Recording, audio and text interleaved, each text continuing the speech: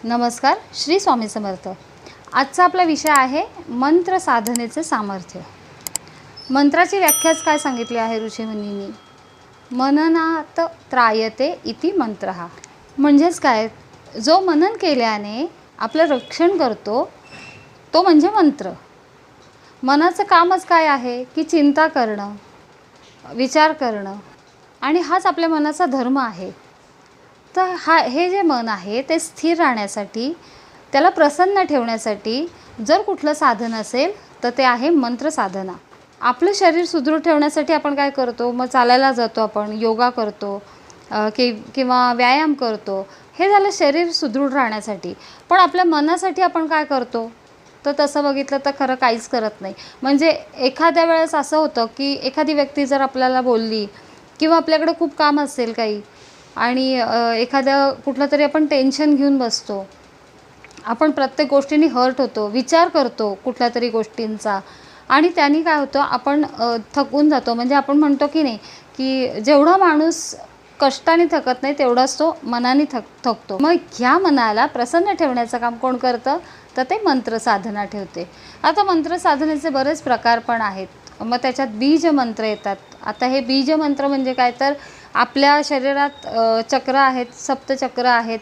तर ह्या प्रत्येक चक्राचा एक अक्षर असतं, त्याला म्हणतात बीज अक्षर ते, आणि त्यासाठी एक मंत्र दिलेला असतो। म्हणजे यम, लम, शम, सम, हम, हे असे वेगवेगळ्या चक्रांचे बीजाचे ते अक्षर असतात, आणि मग त्याच्यापासून तो मंत्र तयार होतो।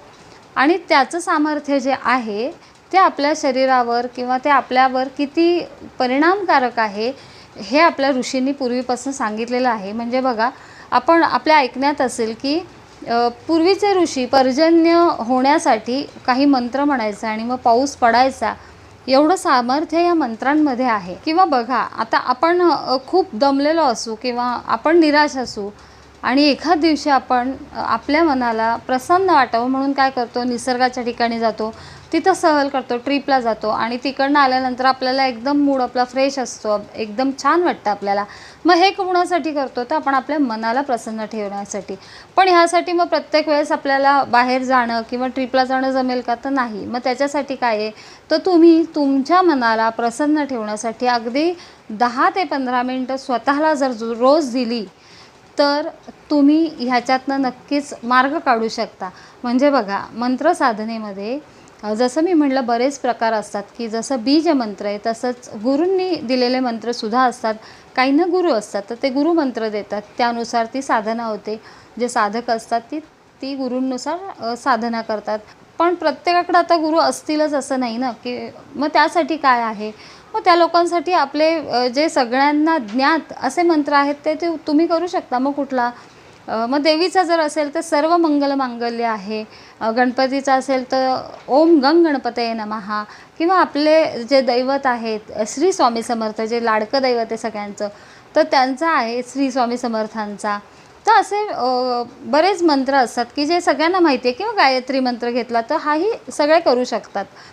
त्याच्यामुळे ह्या मंत्र साधनेमुळे काय होईल की तुम्ही जेव्हा हे मंत्र करायला लागताल, रोज निदान 10 ते 15 मिनटं तुम्ही एक माळ केली तर काय होईल, ह्यानी तुमच्या भोवती एक पॉझिटिव्ह एनर्जी निर्माण होते, एक वलय तयार होतं, आणि त्याची जी स्पंदनं असतात ती इतकी पॉझिटिव्ह असतात, आणि ती स्पंदनं आपल्या ब्रह्मांडांमध्ये जातात। म्हणजे आपण म्हणतो की नाही की बऱ्याच वेळा आपले पूर्वीचे लोक म्हणायचे की आपली वास्तू आपल्याला तथास्तु म्हणते, बरोबर?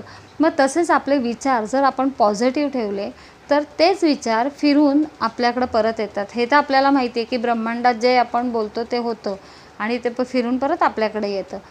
मग तेच मंत्रांचं आहे, जेव्हा तुम्ही मंत्र करता तेव्हा तुमच्याभोवती एक वलय तयार होतं, पॉझिटिव्ह एनर्जी तयार होते। त्यांनी काय होतं, जर तुम्हाला कोणी हर्ट केलं किंवा तुम्ही कुठल्या गोष्टींची चिंता करत असाल तर ह्या मंत्र साधनेने काय होतं, तुम्ही त्याच्यातनं बाहेर पडायला, लवकरात लवकर बाहेर पडायला मदत होते। म्हणजेच काय, तुमचा जो दृष्टिकोन असतो, तुमचे जे आचार विचार असतात ते पूर्णपणे बदलतात। तुम्ही प्रत्येक गोष्टीचा विचार हा शांततेने करू शकता, मग तुमची चिडचिड कमी होते। ह्या मंत्र साधनेचे खूप फायदे आहेत। ही मंत्र साधना कुणी करायची, तर ही कुणीही करू शकतं, अगदी लहान मुलांपासून ते मोठ्यांपर्यंत कुणीही करू शकतं। मग तुम्ही कुलदैवतेचा मंत्र म्हणा, कुणी आपले इष्टदैवतेचे म्हणतील, तर असे तुम्ही मंत्र रोज करू शकता. मग हे मंत्र कधी करू शकता तुम्ही?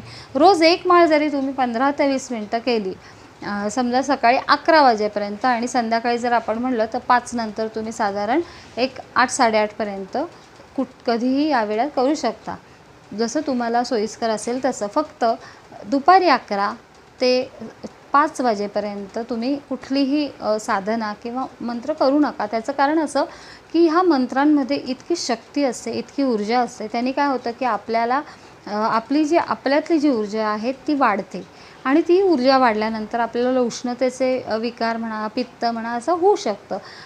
त्याच्यामुळे ही जी मंत्रसाधना आहे ती दुपारी 11 वाजल्यापासून ते साधारण 5 वाजेपर्यंत तुम्ही काही करू नका. त्याच्यानंतर जे काही करायचं आहे ते तुम्ही करू शकता. तर हे खूप इफेक्टिव्ह असं हे मंत्रसाधना आहे. ह्या मंत्रसाधनेमुळे आपलं चित्त तर प्रसन्न राहतंच, पण आपली जी इष्टदैवत आहे तर त्या इष्टदैवतेच्या आपण जास्तीत जास्त जवळ जातो आणि मग आपली जी संकटं असतात ना, ती अगदी आपल्यापर्यंत येईपर्यंत अगदी एवढीशी झालेली असतात. आपण म्हणतो ना की अशक्यही शक्य करतील स्वामी. म्हणजेच काय, ह्या मंत्रसाधनेमुळे आपल्यापर्यंत जी संकटं येतात ती अगदी एवढीशी झालेली असतात. एवढा याचा इफेक्ट आहे, आपल्या जीवनावर पडतो, याचा परिणाम आपल्या जीवनावर होतो. त्याच्यामुळे अगदी रोज तुम्ही एक माळ जरी केली, मग ते टायमिंग तुम्ही ठरवा की सकाळी करायची आहे का संध्याकाळी करायची आहे. त्यानुसार मात्र रोज एक माळ करत जा आणि जसजसं तुमची ही साधना वाढत जाईल तसं त्या मंत्रांचा जो इफेक्ट आहे तो तुम्हाला लवकरात लवकर मिळायला सुरुवात होते आणि त्याच्यानंतर हळूहळू ते जाणवतात आपल्याला. तर त्यानुसार तुम्ही हळूहळू तुमची मंत्रसाधना वाढवत जा, जेणेकरून तुम्हाला त्याचे जे काही इफेक्ट्स आहेत ते अनुभवायला मिळतील, तुम्हाला अनुभव यायला लागतील एक एक. तर अशी ही मंत्रसाधना आहे. त्यामुळे या मंत्रांमुळे आपली आध्यात्मिक, भौतिक आणि आत्मिक शक्ती वाढते, ऊर्जा वाढते आणि ऊर्जा मिळते आपल्याला. इतकं सामर्थ्य या मंत्रांमध्ये आहे. चला तर मग नक्की तुम्ही ही मंत्रसाधना करा, बघा तुम्हाला काय त्याचं फळ मिळतं आहे. या मंत्रसाधनेमुळे आपल्या सगळ्यांच्या इच्छा, मनोकामना पूर्ण होत हीच स्वामींचरणी प्रार्थना आहे. आणि आपल्या चॅनलवर जे नवीन असतील त्यांनी आपल्या चॅनलला लाईक, शेअर, सबस्क्राईब नक्की करा. तुमचे काही प्रश्न असतील तर आम्हाला खाली दिलेल्या नंबरवर फोन करा, म्हणजे तुमचे जे प्रॉब्लेम्स असतील ते जास्तीत जास्त सोडवण्याचा आम्ही नक्कीच प्रयत्न करू.